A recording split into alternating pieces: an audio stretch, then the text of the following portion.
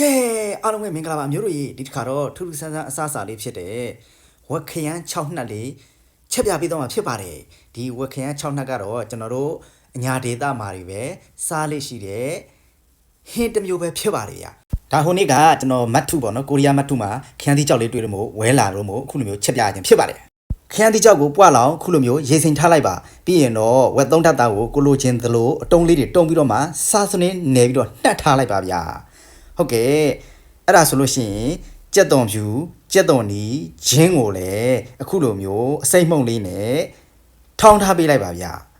အခုဆိုလို့ရှိရင်ကတော့ခရမ်းသီးကြောက်လေးလည်းပွားလာပြီဆိုတော့စကားလေးနဲ့ရေပြန်စစ်ထားလိုက်မယ်နော်ရေစစ်ပြီးတော့တနေရာမှာခဏထားလိုက်ပါ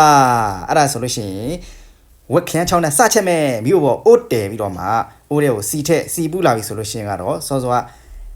ထောင်းထားတဲ့ကြက်သွန်နီဂျင်းထောင်းထားတဲ့အစိမ့်မှုန့်နဲ့ထောင်းထားတာတွေကိုထည့်တော့မှစီတက်လိုက်ပါပြီးရင်တော့စောစောကစားစနစ်နယ်ထားတဲ့ဝက်သားကိုလည်းထည့်ပြီးတော့မှစီတက်လိုက်ပါဗျာ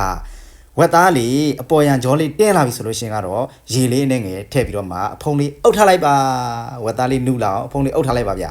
ကဲအခုဆိုလို့ရှိရင်ချက်လာလိုက်တာဝက်သားလေးကလည်းရေလေးပထမရေလေးခံပြီးတော့မှနူးတူလိုလေးဖြစ်လာတော့ခရမ်းသီးကြောက်ကိုထည့်လိုက်မယ်ခရမ်းသီးကြောက်လေးထည့်ပြီးဆိုရင်ကတော့စားအနှဲငယ်ထည့်လိုက်မယ်ဗျစားထည့်ပြီးရင်အသားမုံကိုလည်းအနှဲငယ်ထည့်ပြီးတော့မှအခုလိုမျိုးမှွေပေးလိုက်မယ်ဗျအခုလိုမျိုးတမသွားအောင်မှွေပေးပြီးရင်တော့ခရမ်းသီးကြောက်ထဲကိုရေလေးမြုပ်သွားအောင်ထည့်ပြီးတော့မှနှက်ထားပေးလိုက်ပါဗျဟုတ်ကဲ့အခုဆိုလို့ရှိရင်ခရမ်းသီးကြောက်လေးပထမရေလေးခမ်းပြီးတော့မှနည်းနည်းလေးနူးတလောက်ဖြစ်လာပါပြီဒါပေမဲ့အနူးလေးလိုတာဖြစ်တဲ့ရေလေးနဲ့ငယ်ထည့်ပြီးတော့မှအဖုံးလေးပြန်အုပ်ထားလိုက်ပါဟုတ်ကဲ့အခုဆိုရင်ချက်လာလိုက်တာရေလဲခမ်းပြီးတော့မှခရမ်းသီးလေးကလည်းနူးလာပြီဆိုတော့ကျွန်တော်တို့ဝက်ခရမ်း6နှက်လေးရရှိသွားပြီပဲဖြစ်ပါတယ်ဒါကတော့ဝက်ခရမ်း6နှက်ပဲဖြစ်ပါတယ်ဗျာဝက်သားနဲ့ခရမ်းသီးနဲ့ချက်တဲ့အခါမှာကျွန်တော်တို့ခရမ်းသီးအစိမ့်ကိုချက်ထားတဲ့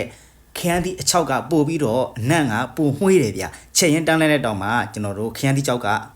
မှွေးပြီးတော့မှစားကျင်စရာဖြစ်လာတာဖြစ်ပါတယ်ဟုတ်ကဲ့ဝက်ခရမ်း6နှက်လေးကိုဒီချက်နီးလေးကိုကြည့်ပြီးတော့မှအိမ်မှာချက်စားကြည့်နော်ဝက်ခရမ်း6နှက်ကထမင်းလဲမြိန်နေ